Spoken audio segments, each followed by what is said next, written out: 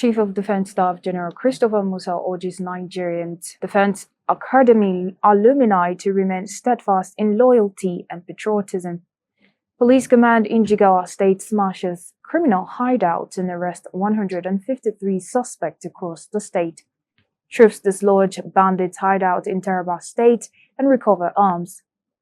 As talks aimed at ending the war in Gaza continue in Egypt, President Trump says there is a good chance for a peace deal. Stay with us for details of the story and more.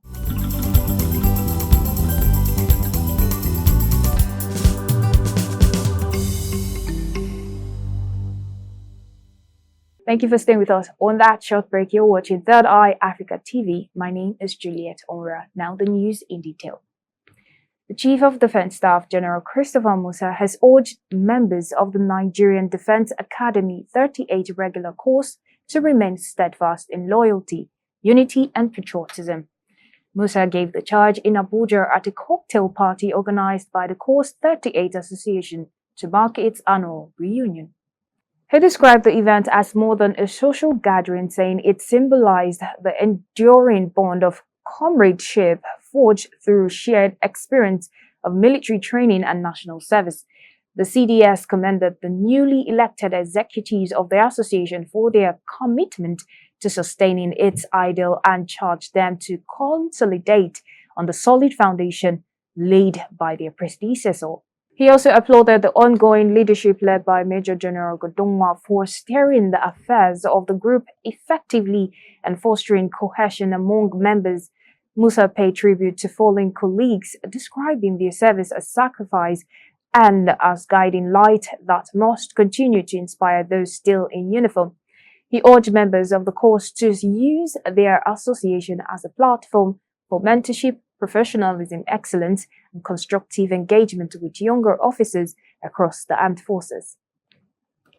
The Federal Capital Territory Police Command has arrested a suspected armed robber and recovered a locally made pistol, 6 point-of-sale POS machine, and several stolen items in Gwagwalada area council. The arrest followed a complaint lodged by one Kabiru Ahmed of Kasuan Dare Gwagwalada, who reported that 2 men swapped his Money Point POS machine on the 1st of October. Acting swiftly on the report, detectives from the Gwagwalada division arrested one Abdullahi from Kano State. The suspect reportedly confessed to being part of a syndicate notorious for POS swapping and robbery in the area. During the interrogation, Abdul named his accomplice as Yusuf Abdul, Mustafa Abba, Farouk, and Abu Chibola. He later led police operatives to their hideout in Angwandodo, Gwagwalada. However, on sighting the police, the other suspects escaped through the ceiling and the roof of the building towards a nearby river. One female suspect, identified as Rahama Michael, was arrested at the scene. The case has been transferred to the State Criminal Investigative Department for further investigation, while efforts are ongoing to track down the fleeing member of the syndicate. Police in Jigawa State has smashed a criminal hideout and arrested 153 suspects across the state. Spokesman of the command, Lawan Shihu Adam, confirmed the arrest in a statement issued to newsmen. He said the development followed sustained effort to rid Jigawa State of crime and criminality. The suspects were charged to court after a discreet investigation. The Commissioner of Police, Jigawa State Command, Dahiru Mohammed, commended the operatives for their gallant effort and reiterated the command's unwavering commitment to combating crime in all its forms. He further appealed to members of the public to continue to support the police with timely and credible information that will aid in ongoing fight against drug manias across the state. The command assured the people of Jigawa State of its determination to provide a safe and secure environment for all, warning criminal elements to either repent or face the law. Troops of the 6th Brigade Nigerian Army operating under Sector 3 of the Operation Wild Stroke have dislodged several bandits' hideouts in Takum and Usa local government areas of Taraba State. In a statement made available to journalists by the Acting Assistant Director, Army Public Relations of the Brigade, Lieutenant Umar Mohammed said the move was part of the ongoing operation in Lafia Nkwao.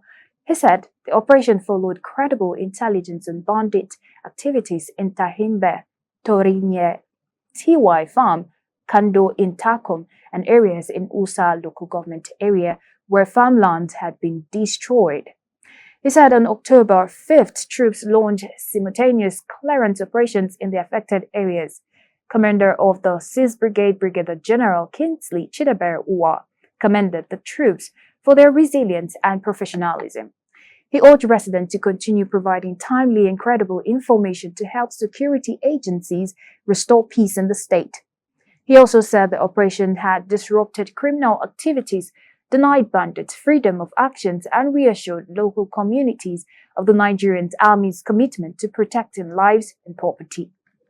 Governor Ahmed Alihu of Sokoto State has donated 2 million naira and 5 bags of rice each to the families of 33 people killed in a recent bandit attack in the state. Director General of Media and Publicity to the government, Abubakar Bauer, said in a statement that the governor made the donation during a visit to Silame local government council, where a total of 66 million naira and 165 bags of rice were distributed to the affected families. At the occasion, Alihu cautioned critics and public affairs commentators against politicizing security matters, warning that such actions are detrimental to the peace and stability of the state. The governor added that the state government would no longer tolerate a situation where individuals hide under the guise of criticism or public commentary to undermine effort aimed to restoring lasting peace. He reaffirmed that both the government and security agencies are working tirelessly to strengthen security, noting that the efforts are gradually yielding positive results.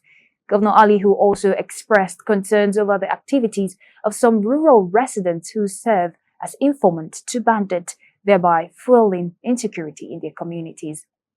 He revealed that a bill would soon be presented before the State Assembly to prescribe stiff penalties for anyone found guilty of aiding banditry. And now let's take news from the Nigerian Army. Troops of the Nigerian Army's 6th Division have seized over 18,000 liters of stolen crude oil and dismantled 8 illegal artisanal refineries in Rivers State. The operation targeted several locations, including Jomkama 4 in Adoha West local government area, where a newly constructed illegal refining site was destroyed along with equipment such as ovens, drums, and pipes. In addition to the refinery closure, troops intercepted a red Mercedes-Benz vacuum truck loaded with more than 3,200 liters of stolen crude along Aba Road in Oyibo. Security officials said the driver abandoned the vehicle and fled upon seeing the soldiers. Further seizures were made at the illegal refining site across the state. The military's actions are part of the ongoing effort to curb oil theft and illegal refining activities, which have posed significant security and environmental challenges in the Niger Delta region. Major General Emmanuel Eric Emeka, General Officer commanding 6th Division, commended the troops for their resolve and urged criminals to abandon illegal operations and engage in legitimate business activities. And now let's go to Kebbi State. Governor Nasir Idris of Kebbi State says his administration will continue to provide enabling environment for federal institutions in the state to operate with ease.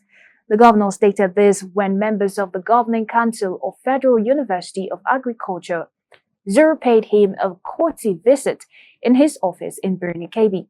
Our correspondent Hayatu Bala brings us this report. The governor described education and agriculture as twin pillars for economic growth and development in Kebbi State, pledged to seek stronger partnership in areas of research, innovation, and manpower development. Governor Nasir Idris said the university will continue receiving support from Kebbi State government to enhance technology towards tackling poverty and ensure food sufficiency. I can assure you that Kebbi State government will partner with the university, University of Agriculture. Kebbi State is an agricultural state. Earlier in her remarks, the chairman governing council of the university and also the pro-chancellor Hajia Haziza Traji said the institution is one of the few specialized agricultural universities in Nigeria and has a key role to play in boosting food security and agricultural productivity not only in Kebbi State but across the country. She then called on the government to help in resolving dispute of the permanent site land allocated to the university with the host community. Our university was envisioned as a center of excellence in agricultural education, research, and extension, serving not only Kebbi State, but the entire nation. Your Excellency, sir, your administration has been a consistent pillar of support and will remain deeply grateful for the partnership. She then thanked the governor for the unwavering support to the Federal University of Agriculture, Zuru, and seeks stronger partnership in areas of research, innovation, and manpower development. I am Hayatu Balanasara, reporting for Side Eye Africa from Birnin Kebbi.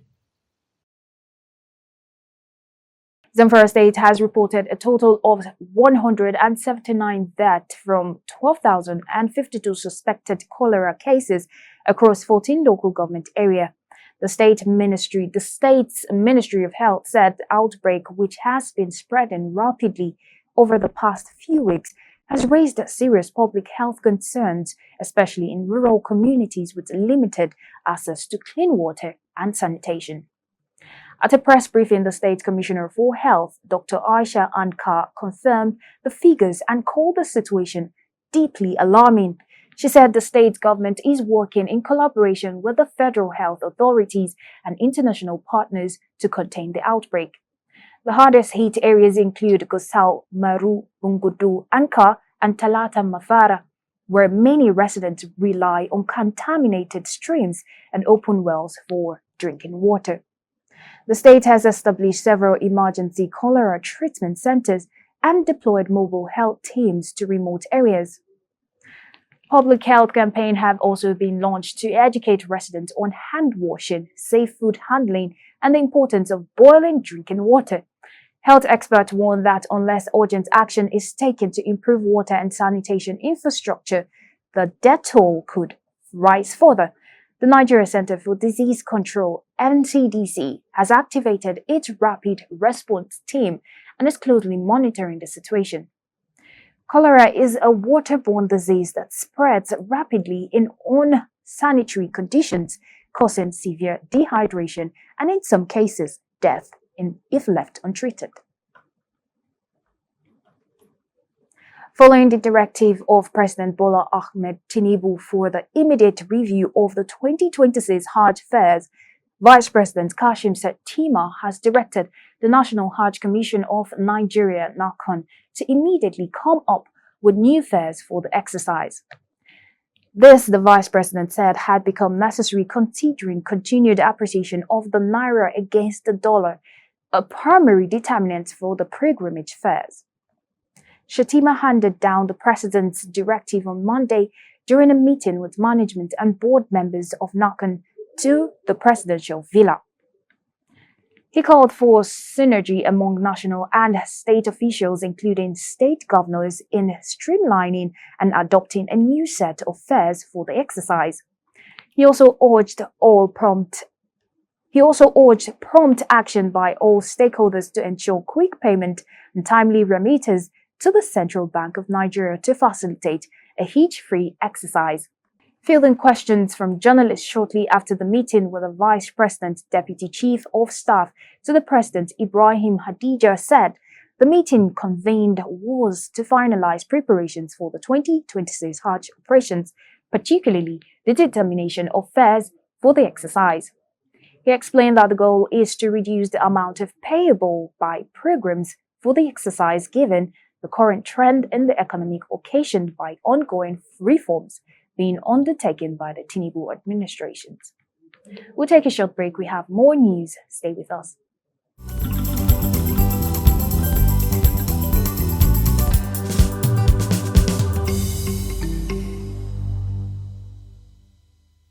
Thank you for staying with us. On that short break, you're still watching Third Eye Africa TV. Now we have news in business. President Bola Tinubu has approved a 4 trillion naira bond to clear verified debt owed to power generation companies as gas suppliers as part of effort to stabilize Nigeria's electricity market and restore confidence in the sector. The Minister of Power, Adebayo Adelabu, made the disclosure in Abuja at the Expert Forum on Uninterrupted Power, the industrial imperative organized by the Nigeria Economic Summit Group at the forum. The minister outlined ongoing reforms under the federal government's renewed hope agenda to make the power sector sustainable and commercially viable. He said the bond approval forms part of a broader financial stabilization plan designed to address legacy liabilities that have hindered investment and liquidity across the electricity value chain.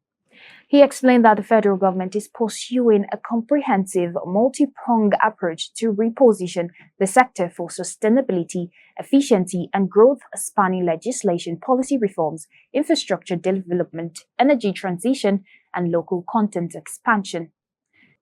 The minister further stated that the government's tariff policy reform have begun to yield positive results, noting that through tariff policy reforms, which enable cost-reflective tariff for select consumers, supply relatability has improved while reducing energy cost for industries. As the 2025 fiscal year is getting to an end, Governor Nasir Idris has signed into law the over 45 billion naira reserved 2025 appropriation bill. Our correspondent Hayatu Bala has more on the report. Governor Idris, in his remarks, commended the lawmakers for their commitment to working hand in hand with the executives in ensuring transparency and accountability in the management of public funds. He explained that the sum of 45 billion naira has been reserved in the budget to finance key sectors, particularly infrastructure, education, healthcare, and agriculture, describing the sectors as backbone of Kebbi's development. That is why, in whatever we want to do, we'll make sure that we carry the State House of Assembly. Today is not a day of speeches, but it's a day of thanking the members of the State House of Assembly. Governor Idris added that the appropriation bill is not just figures on paper, but a roadmap to bring more dividends of democracy to the people of Kebbi State. Earlier speaking, the Speaker, Kebbi State House of Assembly, Mohammed Usman, assured the governor of their continued legislative support and that the budget proposal reflects the collective aspiration of the people of Kebbi State. 4 clean copy of the revised 2024-2025 appropriation bill in the sum of 43 billion 29 million 893 767 naira 10 for you to assent, in line with the provision of the Federal Republic of Nigeria 1999 as amended. Mohammed Usman also said that the 45 billion naira will be channeled towards critical projects that will improve the lives of the citizens. I am Hayatu Balanasra, reporting for Side Eye Africa from Birnin Kebbi. A non-profit organization, Webfala Digital Skill for All Initiative, has empowered 20 young women from undeserved communities in Kwara State through its flagship program, She Grows Digital Bootcamp. The 10 weeks bootcamp, which culminated in a graduation ceremony, was designed to tackle socio-economic barriers faced by young women by equipping them with business, digital, and soft skills relevant to today's market. The organization's executive director, Nafisat Bakare, said the initiative provided participants with structured training sessions, mentorship, and hands-on learning to build competence that would prepare them for self-employment or integration into formal workspace. She explained that during the training, participants received practical instruction in social media management and advertising, graphics design, and essential life skills through group activities, interactive sessions, and personal assessment. They acquired foundational knowledge that can be directly applied to entrepreneurial venture or employment opportunities. And now to regional news. A Sudanese military leader has been found guilty of committing war crimes and crimes against humanity more than 20 years ago in Darfur region. Ali Muhammad Ali Abdurrahman, also known as Ali Kushaib, led the Janjaweed, a government-backed group that terrorized Darfur, killing hundreds of thousands of people. Kushaib is the first person to be tried by the International Criminal Court for the atrocities in Darfur. He had argued it was a case of mistaken identity. The conflict lasted from 2003 to 2020 and was one of the world's gravest humanitarian disasters. During the trial, survivors described how their villages were burnt down, men and boys slaughtered, and women forced into sex slavery. Kushaib's conviction is linked to the attacks committed between 2003 and 2004. Judges at the ICC found the Janjaweed's brutal tactics, including mass execution, sexual violence, and torture, were often inflicted by Kushaib and his men. ICC investigation and UN reporting confirmed that systemic violence, including sexual assault and mass killing, persist across the region today. And now in global news, indirect talks aimed at reaching a final agreement on a U.S. peace plan to end the war in Gaza are continuing in the Egyptian city of Sharm el-Sheikh. Palestinian and Egyptian officials said the sessions are focused on creating the field conditions for a possible exchange that would see the release of all Israeli hostages in return for a number of Palestinian prisoners. Israel's Prime Minister Benjamin Netanyahu had earlier said that he hoped to announce the release of hostages in the coming days. As the officials met on Monday, U.S. President Donald Trump told reporters at the White House that there was a really good chance of making a deal. Hamas has said it agrees to the peace plan proposal in part, but has not responded to several key demands, including its disarmament and not having any future role in the governance of Gaza. A senior Israeli security source said the talks initially would focus only on the release of hostages and give Hamas a few days to complete that phase. The second day of the talk will see Egyptian and Qatari officials holding shuttle meetings with delegations from both Israel and Hamas separately. This comes on the second anniversary of the Hamas-led attack on southern Israel on 7 October 2023, in which about 1,200 people were killed and 251 others were taken hostage. The Israeli military launched a campaign in Gaza in response. Since then, territories Hamas-run Health Ministry says 67,160 have been killed by Israeli military operations in Gaza, including 18,000 children. UN Secretary General Antonio Guterres said in a statement commemorating the 7 October anniversary that Trump's plan represents an opportunity that must be seized to bring this tragic conflict to an end. UK Prime Minister Keir Starmer reiterated his support for the plan in his statement commemorating the anniversary, saying his government will do everything in its power to bring about the day where every child of Israel can live peacefully alongside their Palestinian neighbors in safety and security.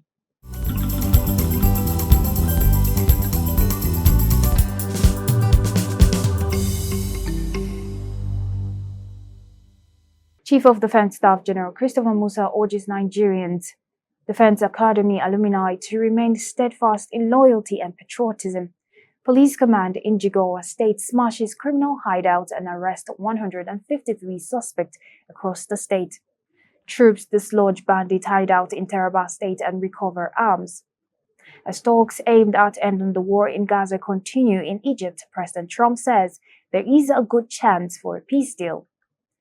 With that, we come to the end of the news at this hour. Thank you for staying here with us on Third Eye Africa TV. My name is Juliet Obura.